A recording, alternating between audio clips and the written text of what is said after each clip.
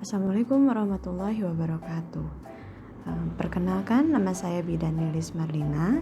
Di sini saya akan menjelaskan mengenai ASI eksklusif.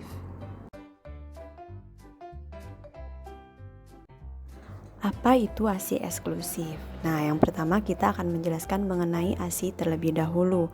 Untuk ASI atau air susu ibu itu adalah suatu emulsi lemak dalam larutan protein, laktosa, serta garam-garam organik yang disekresi oleh kedua belah kelenjar payudara ibu sebagai makanan utama bagi bayi.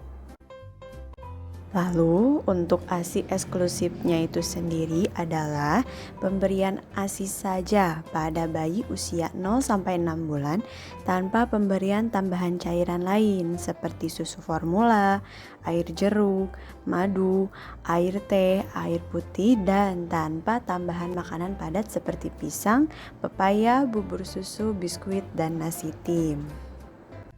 ASI itu sendiri memiliki banyak kandungan zat gizi yang sangat baik. Apa saja sih kandungan zat gizi pada ASI?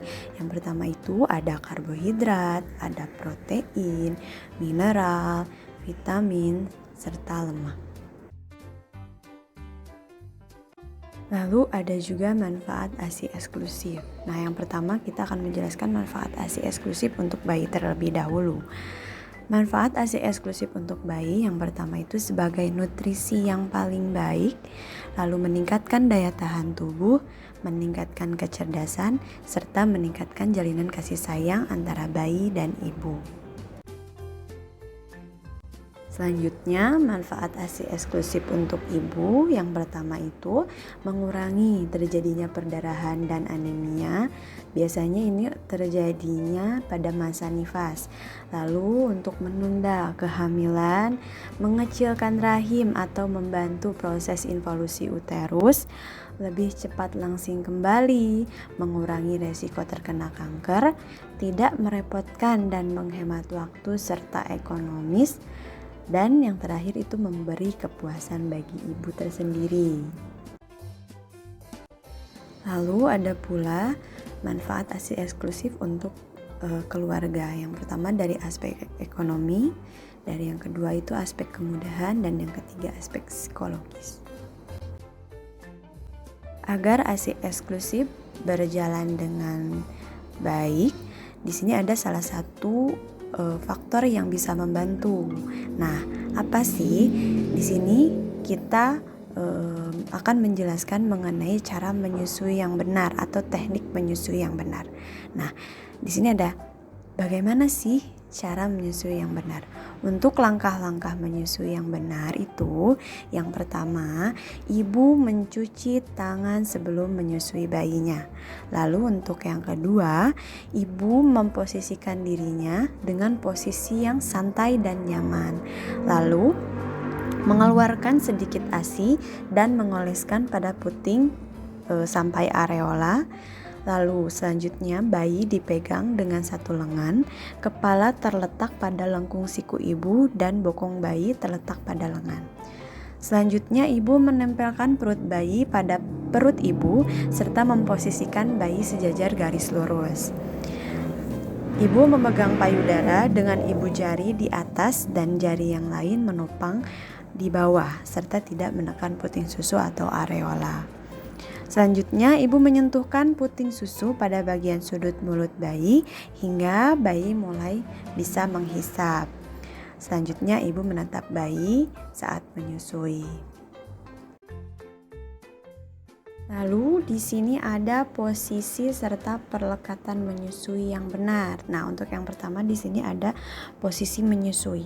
Di sini ada 5 posisi menyusui. Yang pertama itu ada cradle position, ada cross cradle position, ada football hold, ada laid back position, dan side lying. Untuk cradle position, ini adalah posisi menggendong yang hampir semua ibu pernah gunakan, di mana bayi digendong berbaring menyamping dengan wajah, perut, dan lutut menempel ke dalam dada dan perut ibu. Lalu tangan bayi yang lain dibiarkan seolah-olah merangkul badan ibu sehingga mempermudah mulut bayi mencapai payudara.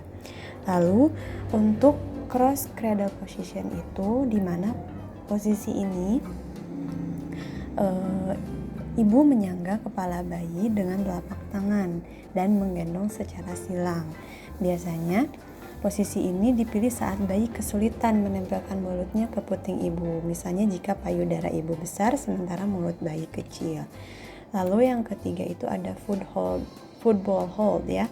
Football hold ini posisi menyangga kepala bayi dengan telapak tangan dan tubuh bayi berada di bawah ketiak ibu. Biasanya posisi ini optimal untuk ibu yang lahiran sesar, bayi yang berukuran kecil atau mengalami kesulitan dalam menyusu, lalu pusing susu ibu datar atau ibu mempunyai bayi kembar. Untuk posisi selanjutnya yaitu laid back position, di mana posisi ini biasanya posisi bersandar dengan ibu duduk atau tidur, lalu tinggal proses menyusui bayi dengan posisi bayi tengkurap di atas perut ibu. Biasanya ini dilakukan saat IMD. Untuk yang terakhir itu ada side lying. Side lying itu biasanya posisi tidur bersisian dengan bayi menjadi favorit banyak ibu nih. Biasanya ibu tinggal berbaring miring menghadap ke bayi, lalu posisikan kepala bayi menghadap ke puting.